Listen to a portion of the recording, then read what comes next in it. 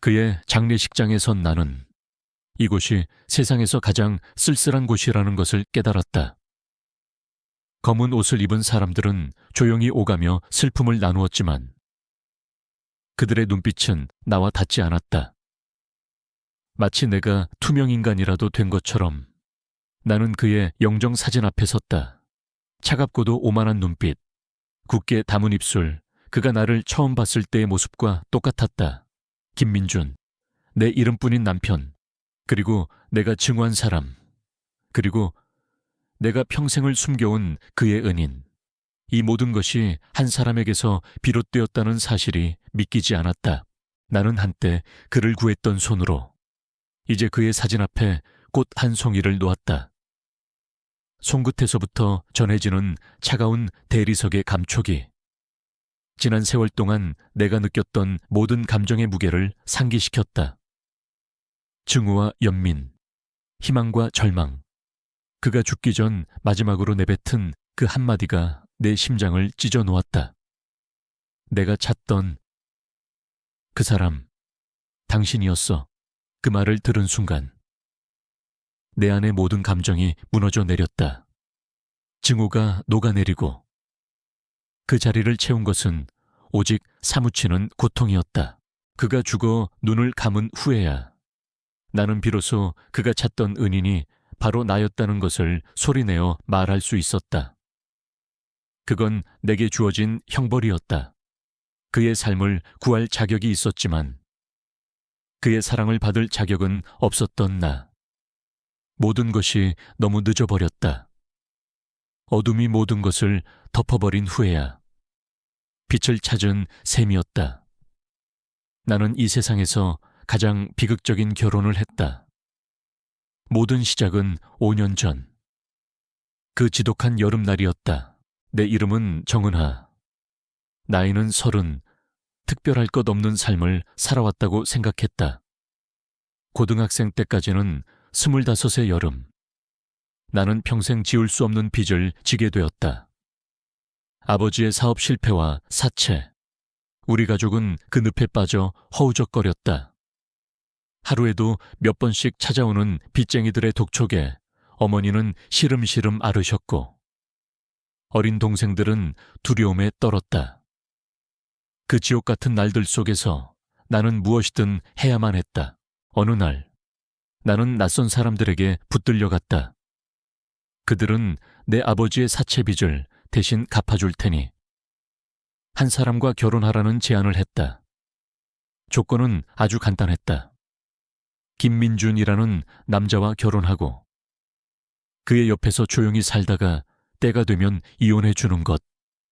그들은 내게 돈 가방을 내밀며 말했다. 이 돈이면 내 가족은 평생 고생할 일 없어. 어차피 얼굴도 안 보고 결혼할 거니까. 넌 그냥 이름만 빌려주면 돼. 나는 그 제안을 거절할 수 없었다. 가족을 구하기 위해 나는 나 자신을 팔아야 했다. 그건 마치 신데렐라의 구두처럼 아름답고 달콤한 독이었다. 그렇게 나는 김민준이라는 남자와 결혼했다. 그의 존재는 내게 낯설고 두려운 것이었다. 처음 그를 만난 날, 그는 나를 차가운 시선으로 훑어보았다. 당신이 정은하 씨입니까? 그의 목소리는 얼음처럼 차가웠다. 네. 나는 작게 대답했다. 당신이 어떤 목적으로 이 결혼에 응했는지 상관없습니다. 다만 내 인생에 아무런 방해도 하지 마십시오. 당신은 내게 아내라는 이름만 필요할 뿐, 그 이상도 이하도 아닙니다. 그 말은 내 심장을 꿰뚫는 날카로운 칼날 같았다. 나는 그저 고개를 숙일 수밖에 없었다. 그에게 나는 그저 돈에 팔려온 여자. 내 부모가 만들어낸 지저분한 거래의 산물일 뿐이었다. 그는 나를 혐오했다. 그의 눈빛은 언제나 경멸로 가득 차 있었다. 나는 그에게 이름뿐인 아내였다. 그는 나와 같은 공간에 있는 것조차 불편해했다. 우리는 같은 집에 살았지만 서로 다른 세상에 사는 사람들처럼 지냈다. 나는 텅 빈 방에서 잠들었고 그는 밤늦도록 일을 하거나 밖에서 시간을 보냈다. 우리는 식사도 같이 하지 않았고 대화도 거의 없었다. 내가 그의 혐오를 가장 크게 느꼈던 순간은 그가 내게 당신 같은 여자라는 말을 내뱉을 때였다. 그때마다 내 심장은 갈갈이 찢어지는 것 같았다. 그가 나를 얼마나 경멸하는지, 얼마나 천박하게 여기는지 알 수 있었다. 그는 늘 은인을 찾고 있다고 말했다. 내 목숨을 구해준 은인, 그 여자는 당신 같은 사람과는 달라. 그의 입에서 나온 말은 잔인했다. 내가 그의 은인이라는 사실을 알았더라면 그는 나를 그렇게 비참하게 만들지 않았을까 하니 어쩌면 더 비참해졌을지도 모른다. 그가 증오하는 여자와 그가 찾는 여자가 동일 인물이라는 사실은 그에게는 감당할 수 없는 비극이었을 테니 나는 그가 찾던 은인에 대해 잘 알고 있었다. 5년 전 나는 아르바이트를 마치고 돌아가던 길에 교통사고 현장을 목격했다. 한 남자가 피투성이가 되어 의식을 잃은 채 쓰러져 있었다. 비가 쏟아지는 밤이었다. 나는 망설이지 않고 그를 구했다. 나는 급히 응급차를 불렀고 구급차가 올 때까지 그의 곁을 지켰다. 나는 내 손수건으로 그의 상처를 지혈했고 추위에 떠는 그에게 내 작은 손수건을 덮어주었다. 그때 내 손목에 있던 낡은 은팔찌가 그의 상처에 닿았고 나는 그 팔찌를 풀어서 그의 팔에 감아주었다. 그 팔찌는 엄마가 어린 시절 내게 준 유일한 선물이었다. 나는 그가 의식을 되찾기 전에 그 자리를 떠났다. 내게는 그럴 자격이 없다고 생각했다. 나는 아무것도 가진 것 없는 평범한 학생이었고 그의 삶에 끼어들고 싶지 않았다. 나는 그저 그가 무사하기만을 바랄 뿐이었다. 그렇게 나는 그를 구했다. 그리고 잊었다. 5년 후 그가 내 앞에 나타나기 전까지는 그가 내게 줬던 혐오와 경멸의 시선, 그리고 내가 평생을 숨겨야 했던 진실, 이 모든 것이 결국 그와 나를 파멸로 이끄는 비극의 시작이었다는 것을 나는 그때는 미처 알지 못했다. 그와의 결혼 생활은 사막 한가운데에 던져진 기분이었다. 물 한 모금 없는 황량함 속에서 나는 홀로 걸어야 했다. 겉보기엔 모두가 부러워할 만한 삶이었다. 김민준이라는 이름 석자가 주는 무게는 엄청났다. 대기업 총수의 외아들, 젊은 나이에 그룹을 이끌어가는 능력 있는 총수. 사람들은 내게 운이 좋은 여자라고 했다. 하지만 그들이 모르는 진실이 있었다. 이 화려한 세장 안에 갇힌 나는 빛 한 조각 없는 어둠 속에서 숨 쉬고 있었다. 우리가 함께 쓰는 집은 집이라기보다 하나의 거대한 박물관 같았다. 최신식 가구와 값비싼 미술품들이 즐비했지만 그 어떤 것에서도 온기를 느낄 수 없었다. 내 방은 2층 복도 가장 끝에 있었다. 창문 너머로 보이는 정원은 완벽하게 관리되어 있었지만 그곳에서 나는 한 번도 편안함을 느껴본 적이 없었다. 나는 그저 그 공간을 채우는 하나의 가구일 뿐이었다. 민준 씨는 거의 집에 없었다. 아주 가끔씩 늦은 밤에 돌아왔고 그때마다 그의 발소리는 내게 경고음처럼 들렸다. 그는 늘 내 존재를 무시했다. 아침 식사 테이블에 내가 앉아 있어도 그는 신문을 보거나 핸드폰을 들여다볼 뿐 나를 쳐다보지도 않았다. 그의 눈빛은 언제나 나를 통과해 저 먼 곳을 향하고 있었다. 그는 나를 투명인간 취급했다. 어쩌면 그게 나를 향한 그의 가장 큰 혐오의 표현이었을지도 모른다. 그가 내게 말을 걸 때가 있었다.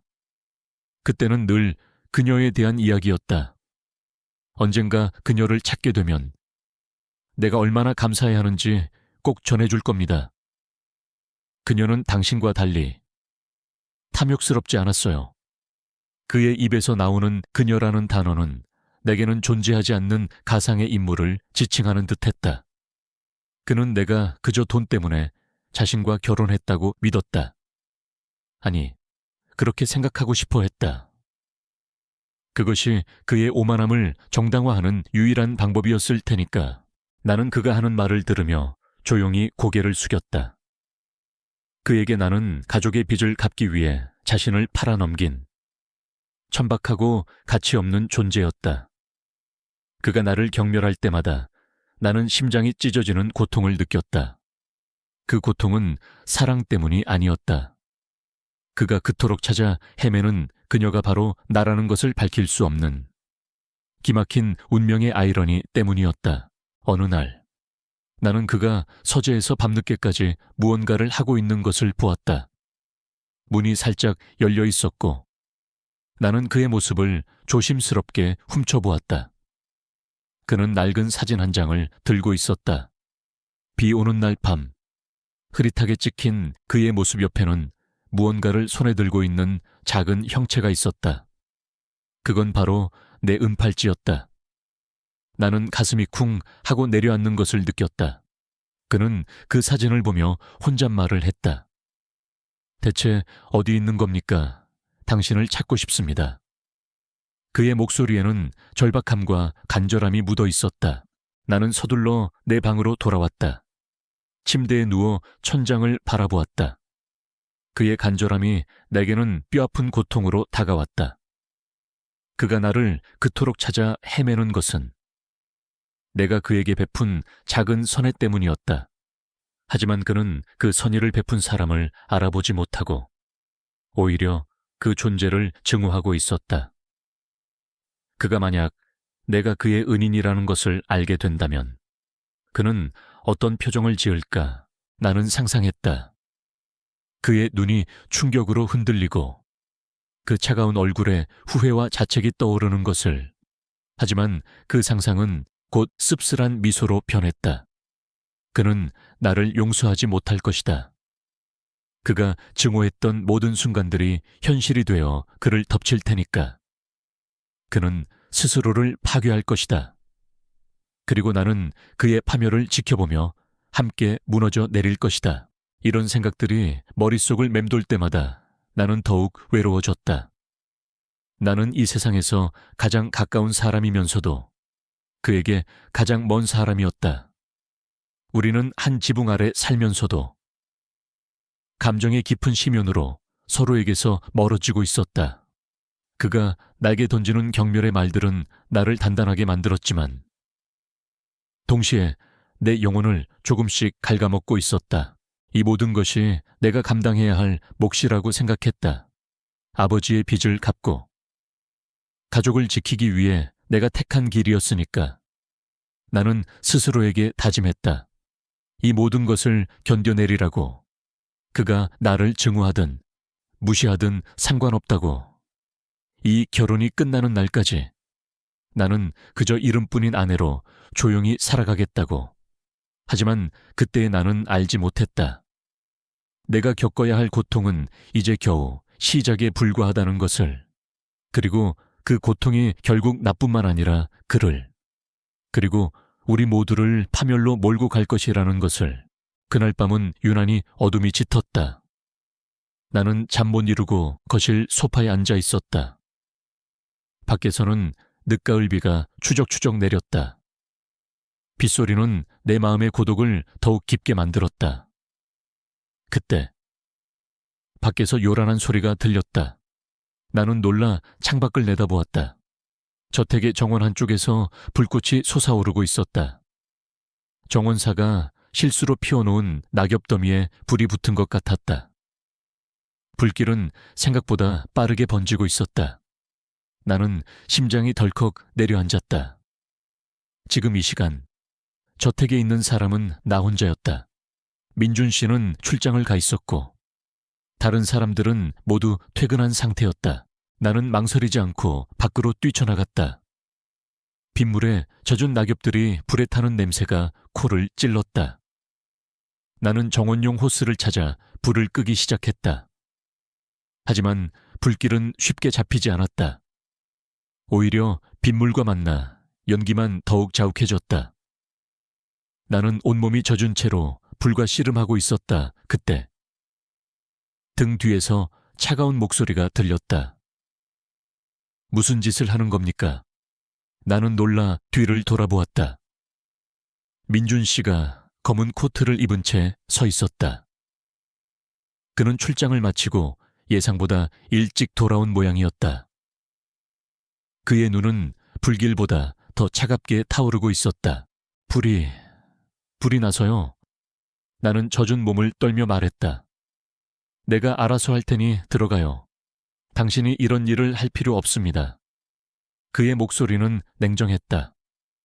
하지만 나는 그의 말을 무시하고 계속해서 호스를 붙들었다. 불길은 순식간에 정원용 나무까지 번지기 시작했다. 그때였다. 불길에 휩싸인 나뭇가지가 민준 씨를 향해 쓰러졌다. 위험해요. 나는 비명을 지르며 그를 향해 몸을 날렸다. 그와 함께 땅에 쓰러진 순간 나는 5년 전 그날의 기억이 스쳐 지나가는 것을 느꼈다. 그날도 이렇게 비가 오는 밤이었다. 나는 차 사고 현장에서 피투성이가 된 그를 발견했다. 그때도 나는 망설이지 않고 그를 구했다. 나는 그의 곁을 지키며 그가 의식을 잃지 않도록 말을 걸었고 내 손수건으로 그의 상처를 지혈했다. 그리고 그가 차가운 빗물에 떨지 않도록 내 팔을 감싸주었다. 내 손목에 있던 낡은 은팔찌가 그의 상처에 닿았고 나는 그 팔찌를 풀어서 그의 팔에 감아주었다. 그 팔찌는 엄마가 어린 시절 내게 준 유일한 선물이었다. 나는 그가 의식을 되찾기 전에 그 자리를 떠났다. 내게는 그럴 자격이 없다고 생각했다. 나는 그저 그가 무사하기만을 바랄 뿐이었다. 지금도 마찬가지였다. 나는 그를 구했다. 이번에도 그는 나를 알아보지 못했다. 그는 당황한 표정으로 나를 내려다보았다. 괜찮습니까? 그의 목소리에는 희미한 걱정이 묻어 있었다. 네, 괜찮아요. 나는 간신히 대답했다. 그때였다. 불길을 피해 쓰러지는 순간 내 옷소매가 살짝 찢어졌고 그 안에 숨겨져 있던 내 팔에 오래된 상처가 드러났다. 그 상처는 5년 전 그를 구하면서 생긴 작은 흉터였다. 민준 씨의 시선은 잠시 그 흉터에 머물렀다. 그의 눈이 미세하게 흔들렸다. 하지만 그는 이내 표정을 감추고 차갑게 말했다. 고마워요. 이제 들어가서 옷 갈아입으세요. 감기라도 걸리면 곤란합니다. 그는 나를 향한 격려를 감추기 위해 애쓰는 것 같았다. 나는 그의 태도에 익숙했다. 그는 내게 친절을 베풀고 싶지 않았을 것이다. 내가 그의 혐오스러운 아내였으니까. 나는 그저 고개를 숙이고 조용히 집으로 돌아왔다. 따뜻한 물로 샤워를 하고 젖은 옷을 벗어던졌다. 거울에 비친 내 모습은 초라했다. 나는 아무것도 가진 것 없는 평범한 여자였고 그에게는 아무것도 아닌 존재였다. 하지만 그날 밤 나는 그의 서재에서 불빛이 새어나오는 것을 보았다. 나는 조심스럽게 문을 열었다. 그는 책상에 앉아 곰곰이 생각에 잠겨 있었다. 그의 손에는 낡은 사진 한 장이 들려 있었다. 5년 전 그를 구했던 그날의 사진이었다. 사진 속 희미한 형체는 분명 나였다. 그는 사진을 한참 동안 바라보더니 내 팔의 상처를 떠올리는 듯했다. 나는 숨을 죽이고 그를 지켜보았다. 그의 눈빛은 혼란스러움으로 가득 차 있었다. 그는 내가 그의 은인일 수도 있다는 가능성을 잠시나마 떠올린 것 같았다. 하지만 곧 그는 고개를 세차게 저었다. 말도 안 돼. 그녀는 당신과 달라. 그는 사진을 내려놓고 그가 찾던 은인에 대한 이야기를 늘어놓았다. 그녀는 순수하고 이타적인 사람이었어. 돈을 위해 남을 이용하는 당신과는 달라. 그의 목소리는 냉정했지만 그 속에는 자신도 모르는 갈등이 숨어 있었다. 나는 조용히 문을 닫고 돌아섰다. 그의 확신에 찬 말은 내게 비수가 되어 날아왔다. 그는 내가 그의 은인이라는 가능성조차 인정하고 싶어 하지 않았다. 그가 쌓아 올린 견고한 오만의 성이 무너지는 것을 그는 두려워하고 있었다. 나는 다시 한번 확인했다. 그는 나를 혐오한다. 그가 나에게 보여주는 모든 증오와 경멸은 진심이었다. 나는 그저 묵묵히 이 비극적인 결혼 생활을 이어나가야 했다. 내 존재가 그의 삶에 아무런 의미도 없다는 것을 인정하면서 이 모든 고통은 내가 감당해야 할 몫이었다. 그날 이후 나는 민준 씨의 그림자가 되었다. 그는 내가 자신을 구해준 그 순간을 떠올리며 혼란스러워했지만 결국 그 혼란을 덮어버렸다. 그는 여전히 나를 증오했지만 그 증오 안에는 미묘한 동요가 있었다. 나는 그 동요를 놓치지 않았다. 그가 내게 보였던 짧은 순간의 망설임은 내게 작은 희망의 불씨를 지폈다. 어쩌면 그에게 내가 그의 은인이라는 사실을 알릴 수 있을지도 모른다는 덧없는 희망이었다. 나는 조용히 그를 돌보기 시작했다. 그가 좋아하는 음식들을 알아내서 직접 만들었고 그가 늦게까지 일할 때면 따뜻한 차를 가져다 주었다. 그는 처음에는 내 행동을 무시하거나 불필요한 친절이라며 거절했다. 당신이 할 일은 아무것도 없어요. 그러니 그냥 당신 방에 있어요. 그의 말은 날카로운 비수처럼 내 가슴에 박혔다. 하지만 나는 포기하지 않았다. 나는 그저 그가 행복하기를 바랐다. 내가 그의 은인으로서 그에게 작은 보답이라도 할 수 있다면 그걸로 족하다고 생각했다. 하지만 나의 노력은 오히려 그를 더 불편하게 만들었다. 그는 내가 자신에게 잘 보이려 한다고 생각했다. 이런다고 당신이 내 진정한 아내가 될 수 있는 건 아닙니다. 그의 차가운 말은 내 심장을 갈갈이 찢어 놓았다. 나는 그에게 아무것도 아니었다. 그는 여전히 그가 꿈꾸는 이상적인 은인을 찾아 헤매고 있었다. 나는 그의 눈에 보이지 않는 존재였다. 어느 날 밤, 나는 그의 서재에 우연히 들어갔다. 그는 책상에 앉아 멍하니 창밖을 바라보고 있었다. 그의 얼굴에는 깊은 외로움이 드리워져 있었다. 나는 조용히 다가가 그의 책상 위에 따뜻한 유자차를 놓았다. 그는 놀라 고개를 들었다. 왜 여기 있습니까? 그의 목소리는 차가웠지만 그 눈빛은 쓸쓸함으로 가득 차 있었다. 그냥 주무시기 전에 따뜻한 차 한 잔 하시면 좋을 것 같아서요. 나는 작은 소리로 말했다. 그는 아무 말 없이 차를 바라보았다. 나는 그에게서 멀어져야 한다는 것을 알면서도 그 자리에 서 있었다. 나는 그에게 묻고 싶었다. 당신은 왜 그렇게 외로우신가요? 당신이 찾고 있는 사람이 바로 나인데 왜 나를 알아보지 못하시나요? 하지만 나는 아무 말도 할 수 없었다. 그 진실을 말하는 순간 모든 것이 무너질 것을 알았기 때문이다. 그는 차를 마시지 않고 그저 바라보기만 했다. 나는 그 모습을 보며 마음이 아팠다. 나는 그를 사랑하게 된 것일까? 처음에는 가족을 구하기 위해 시작된 관계였지만 그의 외로운 눈을 볼 때마다 그의 차가운 가면 뒤에 숨겨진 상처를 볼 때마다 내 마음은 점점 더 복잡해졌다. 나는 그를 증오하면서도 그를 이해하고 싶었다. 그를 밀어내면서도 그의 곁에 머물고 싶었다. 하지만 나의 이런 감정은 그에게는 아무런 의미가 없었다. 그는 그날 밤 나에게 말했다. 내가 찾고 있는 사람은 당신과 같은 부류의 사람이 아니에요. 그녀는 순수하고 이타적인 사람이었어. 돈 때문에 타인에게 몸을 팔지 않았을 겁니다. 당신은 그저 내 인생의 오점일 뿐입니다. 그의 말은 나를 철저하게 무너뜨렸다. 나는 아무 말도 하지 못하고 서재를 나왔다. 내 눈에서는 소리 없는 눈물이 흘러내렸다. 나는 내 방으로 돌아와 침대에 누웠다.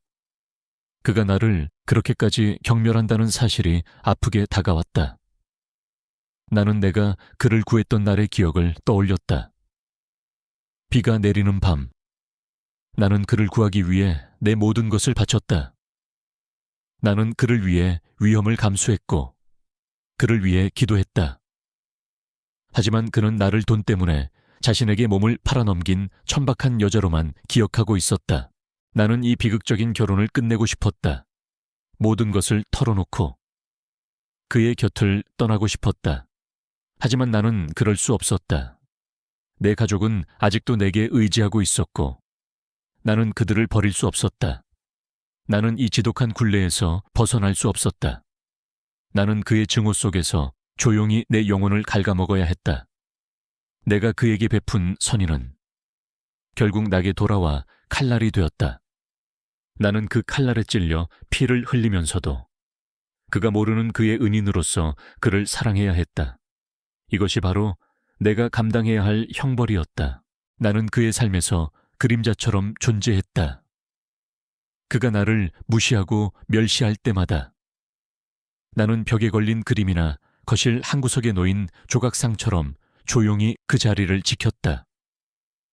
나는 그의 삶에서 아무런 방해도 되지 않는 완벽한 이름뿐인 아내였다.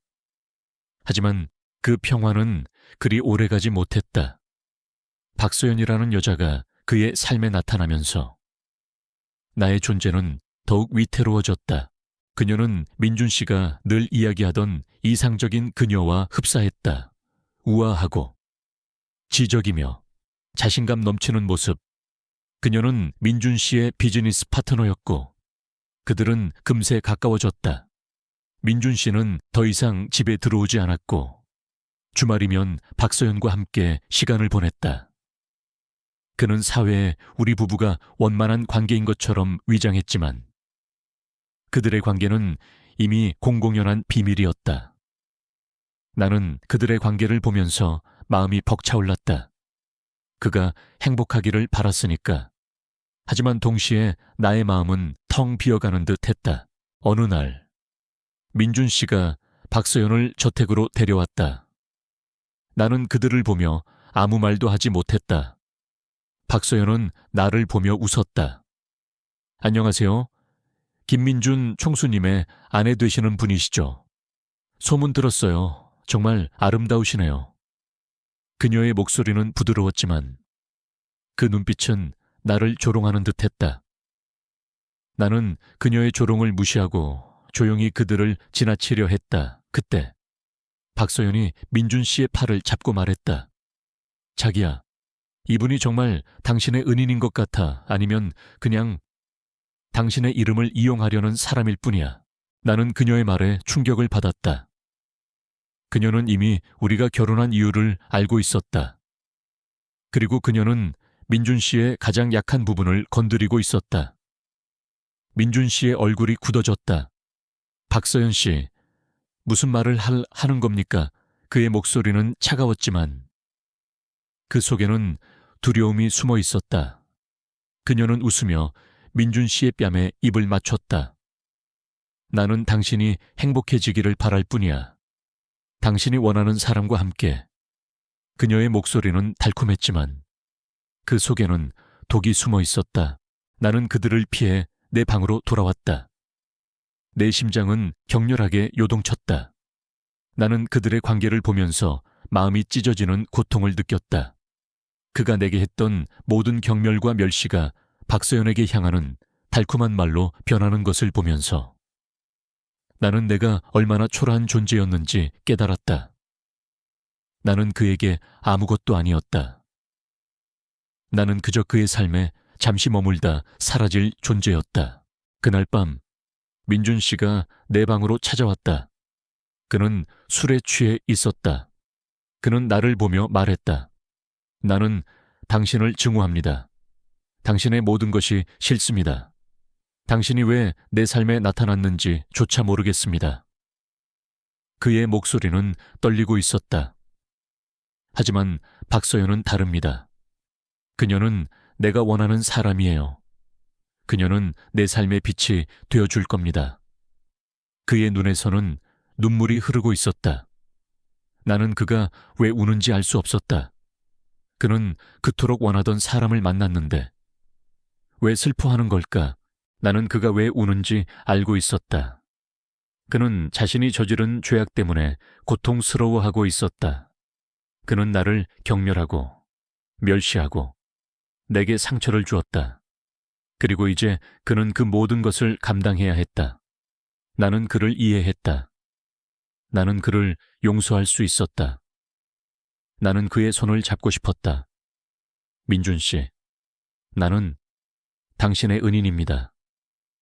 나는 그에게 말하고 싶었다. 하지만 나는 그럴 수 없었다. 내 입은 굳게 다물려 있었고 내 눈에서는 눈물이 흘러내렸다. 그는 내 눈물을 보지 못했다. 그는 그저 나를 외면하고 방을 나갔다.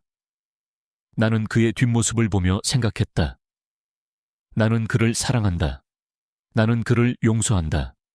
나는 그가 행복하기를 바란다.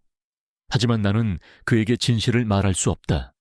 그 진실을 말하는 순간 그는 나를 더욱 증오할 것이다. 그는 자신이 얼마나 어리석고 잔인했는지 깨닫게 될 것이고 그 깨달음은 그를 파멸로 이끌 것이다. 나는 그를 파멸로 이끌고 싶지 않았다. 나는 그저 조용히 이 결혼 생활을 끝내고 싶었다. 그에게 모든 것을 돌려주고 그의 삶에서 영원히 사라지고 싶었다. 나는 박서연이 민준 씨를 행복하게 해줄 것이라고 믿었다. 나는 그녀가 민준 씨의 진정한 은인이 되어줄 것이라고 믿었다. 하지만 나의 희망은 덧없는 것이었다. 내가 떠나려 할 때 민준 씨는 나에게 말했다. 나는 당신에게 아무것도 줄 수 없습니다. 당신이 원하는 것은 돈뿐이겠죠. 그러니 당신이 떠나고 싶다면 떠나도 좋습니다. 그의 말은 나를 철저하게 무너뜨렸다. 나는 그가 내게 그렇게 말할 것이라고는 상상도 못했다. 나는 그저 그의 곁에서 조용히 사라지려 했는데 그는 나를 더욱 비참하게 만들고 있었다. 나는 더 이상 그를 위한 헌신을 포기했다. 내가 아무리 그의 곁을 맴돌며 그를 위로하려 해도 그에게 나는 보이지 않는 존재일 뿐이었다. 내가 그를 위해 만들었던 음식들은 차갑게 식었고 그가 마시지 않은 따뜻한 차는 찻잔 속에서 식어갔다. 내 모든 노력은 무의미했다. 나는 더 이상 이 비극적인 결혼 생활을 이어나갈 이유가 없다고 생각했다. 나는 모든 것을 정리하고 그의 곁을 떠나려 했다. 나는 민준 씨에게 이혼 서류를 내밀었다. 그는 서류를 보며 아무 말도 하지 않았다. 그의 눈빛은 여전히 차가웠고 그 속에는 어떤 감정도 읽을 수 없었다. 왜요? 돈이 부족합니까? 그의 목소리는 냉소적이었다. 나는 고개를 저었다. 아니요, 저는 그냥 제 갈 길을 가겠습니다. 내 목소리는 떨리고 있었다. 나는 그에게 진실을 말하고 싶었다. 내가 왜 이 결혼을 시작했는지, 그리고 내가 왜 이제 와서 그를 떠나려 하는지. 하지만 나는 그럴 수 없었다. 그 진실을 말하는 순간 그는 나를 더욱 경멸할 것이고 나는 그 모든 것을 감당할 수 없을 것이다. 그는 이혼 서류에 서명했다. 나는 아무 말도 하지 않고 서류를 챙겨 집을 나섰다. 나는 그를 떠나면서도 그가 행복하기를 바랐다. 그가 박서연과 함께 행복하기를 바랐다. 그가 이제라도 그가 찾던 은인을 찾아서 행복해지기를 바랐다. 하지만 나의 희망은 덧없는 것이었다. 내가 떠난 후 민준 씨의 삶은 더욱 파멸로 치달았다. 박서연은 민준 씨에게 끊임없이 돈을 요구했다. 그녀는 그가 원하는 모든 것을 해주었다. 하지만 그녀의 모든 행동은 계산적이었고 그 속에는 어떤 진심도 없었다. 민준 씨는 그녀의 달콤한 말에 속아 넘어갔다. 그는 그녀를 사랑한다고 믿었고 그녀가 자신의 은인이라고 믿었다. 그는 그녀에게 모든 것을 주었다. 그의 명성, 그의 재산, 그의 모든 것. 하지만 그 모든 것은 박서연에게는 아무런 의미가 없었다. 그녀는 그저 그를 이용할 뿐이었다. 나는 그가 얼마나 어리석었는지 알 수 없었다. 그는 그토록 순수하고 이타적인 은인을 찾았지만 결국 그가 선택한 것은 탐욕적이고 계산적인 여자였다. 나는 그를 보면서 마음이 아팠다. 나는 그에게 진실을 말하고 싶었다. 민준 씨, 박서연은 당신의 은인이 아닙니다. 당신의 은인은 저입니다. 하지만 나는 그럴 수 없었다. 나는 그를 파멸로 이끌고 싶지 않았다. 나는 그저 그의 곁에서 조용히 사라졌다. 나는 그에게 아무것도 요구하지 않았다. 내가 그에게 바랐던 것은 단 하나였다. 그가 행복하기를. 하지만 그는 나의 바람과는 달리 더욱 불행해졌다. 그는 박소연에게 배신당했고 그의 명성은 땅에 떨어졌다. 그는 모든 것을 잃었다. 나는 그의 파멸을 보면서 내가 그를 떠나지 않았다면 그가 이렇게까지 불행해지지는 않았을까 하는 죄책감에 시달렸다. 나는 그에게로 돌아가고 싶었다. 그를 위로하고 그를 구해주고 싶었다. 하지만 나는 그럴 수 없었다. 나는 이미 그의 곁을 떠난 여자였다. 나는 그의 삶에서 아무런 의미도 없는 존재였다. 나는 그저 그를 위해 기도할 뿐이었다. 그가 이 모든 시련을 이겨내고 다시 일어설 수 있기를. 하지만 나의 기도는 닿지 않았다. 그는 점점 더 나락으로 떨어졌다. 나는 그를 보면서 내가 그를 사랑했기 때문에 그가 이 모든 고통을 겪어야 했다는 것을 깨달았다. 나는 그를 사랑했기 때문에 그를 파멸로 이끌었다. 나의 예상은 현실이 되었다. 박소연은 민준 씨의 약점을 이용해 그를 파멸로 이끌고 있었다. 그녀는 민준 씨가 은인에 대해 가지고 있는 강박을 교묘하게 이용했다. 그녀는 그에게 자신이 바로 그 은인이라고 속였고 민준 씨는 그녀의 말에 철석같이 믿었다. 그는 그녀를 위해 모든 것을 바쳤다. 하지만 그녀의 목적은 처음부터 단 하나였다. 그의 재산. 어느 날 나는 그가 심하게 취한 채 내게 전화하는 것을 받았다. 그는 내가 떠난 후에도 여전히 내 전화번호를 기억하고 있었다. 그의 목소리는 절박했다. 정은하 씨, 당신은 나를 이해했습니까? 당신은 왜 나를 떠났습니까? 그의 목소리는 슬픔으로 가득 차 있었다. 나는 그에게 아무 말도 할 수 없었다. 나는 그를 위로하고 싶었지만 나는 이미 그의 곁을 떠난 여자였다. 그의 전화는 계속 이어졌다. 그는 박서연이 자신을 배신했다는 것을 알고 있었다. 그는 박서연이 자신의 재산을 노리고 자신에게 접근했다는 것을 알고 있었다. 그는 모든 것을 잃었다. 그의 회사, 그의 명성, 그의 모든 것. 그는 내게 말했다. 나는 모든 것을 잃었습니다. 내가 그토록 찾던 은인을 나는 잃었습니다. 그의 목소리는 절망으로 가득 차 있었다. 나는 그에게로 돌아가고 싶었다. 그를 위로하고 그를 구해주고 싶었다. 하지만 나는 그럴 수 없었다. 나는 이미 그의 곁을 떠난 여자였다. 나는 그의 삶에서 아무런 의미도 없는 존재였다. 나는 그저 그를 위해 기도할 뿐이었다. 그가 이 모든 시련을 이겨내고 다시 일어설 수 있기를. 하지만 나의 기도는 닿지 않았다. 그는 점점 더 나락으로 떨어졌다. 나는 그를 보면서 내가 그를 사랑했기 때문에 그가 이 모든 고통을 겪어야 했다는 것을 깨달았다. 나는 그를 사랑했기 때문에 그를 파멸로 이끌었다. 나는 그에게 진실을 말하지 않았다. 그가 나를 증오할 것을 두려워했기 때문이다. 하지만 나의 침묵은 결국 그를 파멸로 이끌었다. 나는 모든 것을 잃은 채 거리를 헤매는 그를 보았다. 그는 더 이상 냉정하고 오만한 총수가 아니었다. 그는 그저 길 잃은 어린아이와 같았다. 나는 그의 곁에 다가가고 싶었지만 나는 그럴 수 없었다. 나는 그가 나를 보면 더욱 절망할 것을 알았기 때문이다. 나는 그를 위해 아무것도 해줄 수 없었다. 나는 그저 그를 위해 기도할 뿐이었다. 그가 이 모든 시련을 이겨내고 다시 일어설 수 있기를. 하지만 나의 기도는 닿지 않았다. 그날 밤 나는 그의 집 앞에서 밤을 지새웠다. 그는 집 안에서 홀로 술을 마시고 있었다. 나는 그가 얼마나 고통스러워하는지 알 수 있었다.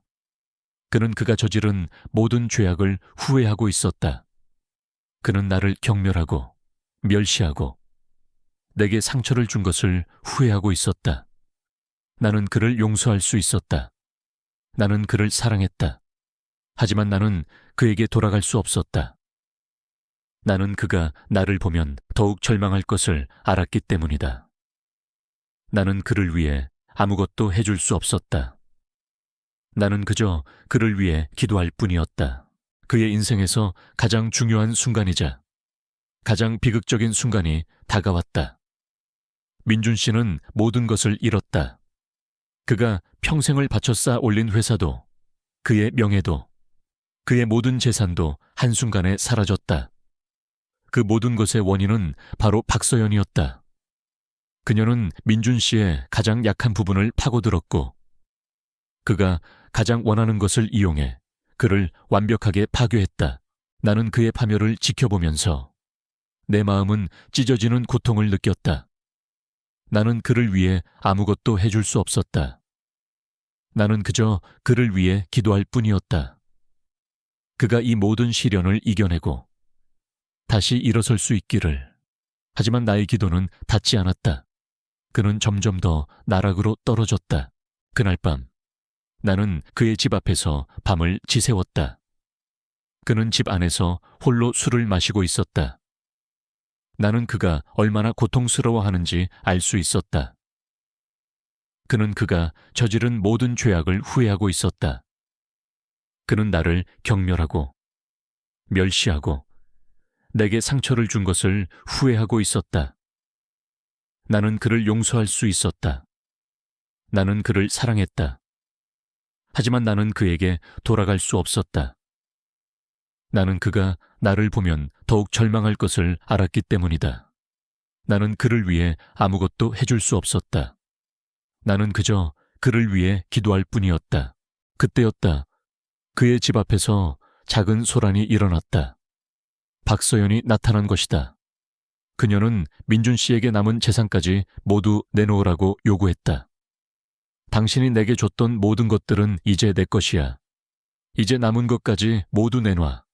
그래야 당신의 은인인 내가 당신을 용서해 줄게. 그녀의 목소리는 잔인했다. 민준 씨는 그녀의 말에 절망했다. 그는 그녀가 자신의 은인이라고 믿고 있었다. 하지만 그녀의 말은 그에게는 독약과 같았다. 나는 더 이상 참을 수 없었다. 나는 그들에게 다가갔다. 박서연 씨, 그만하세요. 민준 씨는 당신의 은인이 아닙니다. 나는 떨리는 목소리로 말했다. 박서연은 나를 보며 비웃었다. 이봐요. 이혼한 여자. 당신이 뭔데 여기 끼어드는 거야. 민준 씨는 나를 사랑하고 나는 그의 은인이야. 그녀의 말은 나를 더욱 비참하게 만들었다. 나는 그녀의 말을 무시하고 민준 씨를 바라보았다. 그의 눈빛은 흔들리고 있었다. 민준 씨, 당신의 은인은 저입니다. 나는 떨리는 목소리로 말했다. 민준 씨는 나를 보며 아무 말도 하지 못했다. 그의 눈빛은 충격과 혼란으로 가득 차 있었다. 박서연은 내 말에 웃었다. 이 여자가 미쳤나 봐. 당신이 민준 씨의 은인이라니 말도 안 되는 소리 하지 마. 나는 그녀의 말을 무시하고 민준 씨에게 다가갔다. 5년 전 비가 내리는 밤이었어요. 당신은 교통사고를 당했고 저는 당신을 발견했습니다. 저는 당신을 구하기 위해 제 손수건으로 당신의 상처를 지혈했고 제 팔찌를 당신에게 주었습니다. 그리고 제 팔에 난 이 흉터가 그날의 증거입니다. 나는 떨리는 손으로 내 팔의 흉터를 보여주었다. 민준 씨의 눈빛은 흔들렸다. 그는 내 팔의 흉터를 보며 그가 찾던 은인의 모습을 떠올렸다. 그는 그가 그토록 찾아 헤매던 은인이 바로 나였다는 것을 깨달았다. 그는 그가 가장 혐오했던 사람이, 그가 가장 사랑했던 사람이었다는 것을 깨달았다. 그는 모든 것을 잃었다. 그의 회사, 그의 명성, 그의 모든 것. 그리고 이제 그는 그가 가장 사랑했던 사람을 잃었다. 박서연은 민준 씨의 얼굴을 보며 소리쳤다. 말도 안 돼. 당신이 어떻게 나를 배신할 수 있어? 그녀는 민준 씨에게 달려들어 그의 멱살을 잡았다. 민준 씨는 그녀의 손길을 뿌리치고 나를 바라보았다. 그의 눈에는 눈물이 가득 차 있었다. 정은하 씨, 당신은 정말 내 은인이었습니까? 그의 목소리는 떨리고 있었다. 나는 고개를 끄덕였다. 네, 저는 당신의 은인이었습니다. 그의 얼굴은 후회와 자책으로 일그러졌다. 그는 무릎을 꿇고 내게 용서를 구했다. 나는 당신에게 너무 잔인했습니다. 나는 당신을 경멸하고 멸시하고 당신에게 상처를 주었습니다. 나는 내가 얼마나 어리석었는지 깨달았습니다. 제발 나를 용서해 주십시오. 그의 목소리는 절망으로 가득 차 있었다. 나는 그의 손을 잡고 싶었지만 나는 그럴 수 없었다. 나는 이미 그의 곁을 떠난 여자였다. 나는 그를 위해 아무것도 해줄 수 없었다. 나는 그저 그를 위해 기도할 뿐이었다. 진실은 언제나 가장 늦은 순간에 찾아왔다.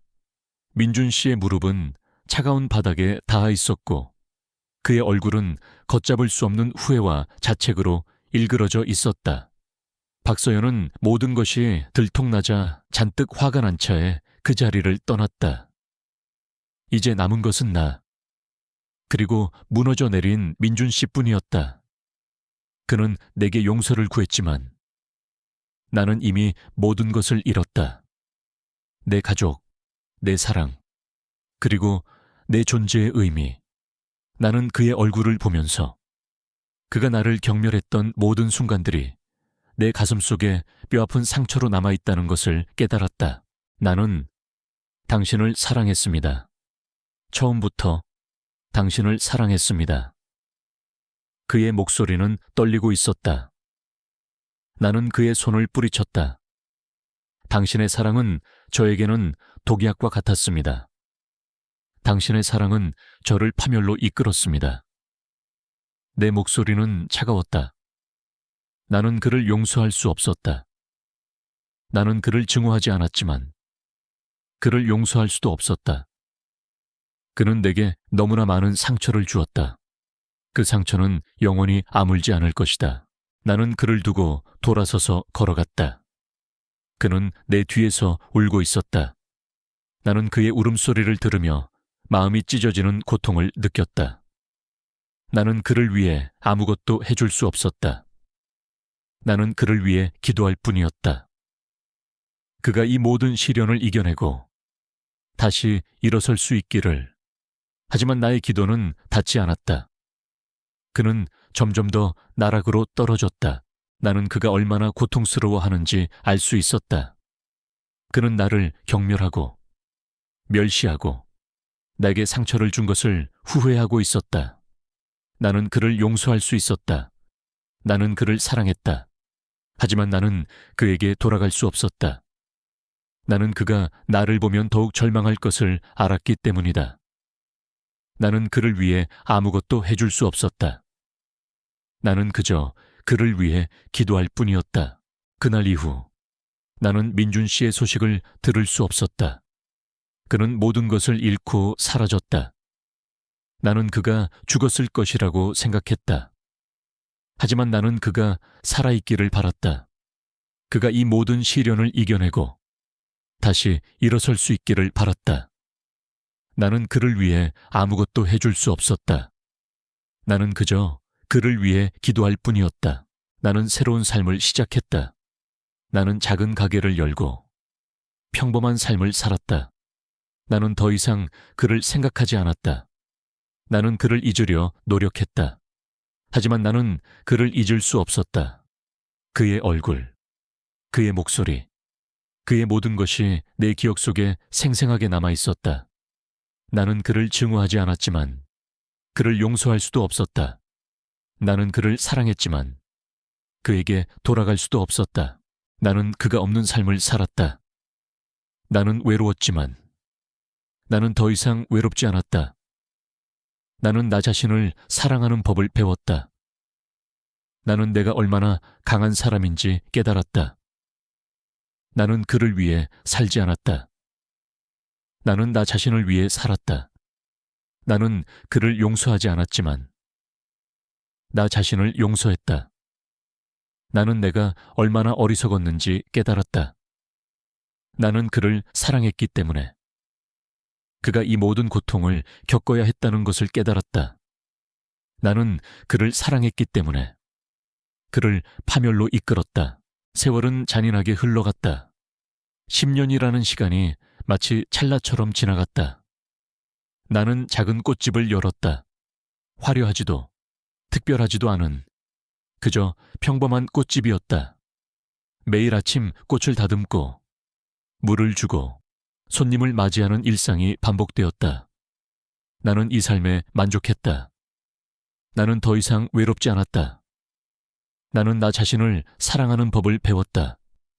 나는 내가 얼마나 강한 사람인지 깨달았다. 나는 그를 위해 살지 않았다. 나는 나 자신을 위해 살았다. 나는 그를 잊으려 노력했다. 하지만 나는 그를 잊을 수 없었다. 그의 얼굴, 그의 목소리, 그의 모든 것이 내 기억 속에 생생하게 남아 있었다. 나는 그를 증오하지 않았지만 그를 용서할 수도 없었다. 나는 그를 사랑했지만 그에게 돌아갈 수도 없었다. 나는 그와 내가 함께했던 그 비극적인 시간을 잊을 수 없었다. 어느 날, 한 손님이 내 가게에 들어섰다. 그는 나이가 들었지만 여전히 낯익은 얼굴이었다. 그는 김민준이었다. 나는 숨을 멈췄다. 그의 얼굴에는 깊은 주름이 패여 있었고 그의 눈빛은 텅 비어 있었다. 그는 더 이상 냉정하고 오만한 총수가 아니었다. 그는 그저 길 잃은 어린아이와 같았다. 그는 나를 보며 아무 말도 하지 못했다. 그의 눈에서는 눈물이 흘러내렸다. 정은아 씨, 당신은 살아있었군요. 그의 목소리는 떨리고 있었다. 나는 아무 말도 하지 못했다. 나는 그에게 아무것도 해줄 수 없었다. 나는 그를 용서할 수 없었다. 나는 그를 사랑했지만 그에게 돌아갈 수도 없었다. 나는 그저 그를 위해 기도할 뿐이었다. 그가 이 모든 시련을 이겨내고 다시 일어설 수 있기를. 하지만 나의 기도는 닿지 않았다. 그는 점점 더 나락으로 떨어졌다. 그는 내 가게에 자주 찾아왔다. 그는 꽃을 사지 않았다. 그는 그저 조용히 내 옆에 앉아 있었다. 그는 나를 보며 울고 내게 용서를 구했다. 나는 당신에게 너무 잔인했습니다. 나는 당신을 경멸하고 멸시하고 당신에게 상처를 주었습니다. 나는 내가 얼마나 어리석었는지 깨달았습니다. 제발 나를 용서해 주십시오. 그의 목소리는 절망으로 가득 차 있었다. 나는 그의 손을 잡고 싶었지만 나는 그럴 수 없었다. 나는 이미 그의 곁을 떠난 여자였다. 나는 그의 삶에서 아무런 의미도 없는 존재였다. 나는 그를 위해 아무것도 해줄 수 없었다. 나는 그저 그를 위해 기도할 뿐이었다. 그날 밤 그는 내 가게 앞에서 쓰러졌다. 나는 그를 병원으로 옮겼다. 그는 며칠 후에 숨을 거두었다. 나는 그의 장례식장에서 그의 마지막 모습을 보았다. 그는 평화로운 얼굴로 잠들어 있었다. 나는 그의 영정 사진을 보며 울었다. 나는 그를 용서하지 않았지만 그를 사랑했다. 나는 그를 용서할 수 없었지만 그를 이해했다. 나는 그가 나를 경멸했던 모든 순간들을 용서했다. 나는 그가 나에게 주었던 모든 상처들을 용서했다. 나는 그를 사랑했다. 나는 그의 무덤 앞에서 꽃을 놓았다.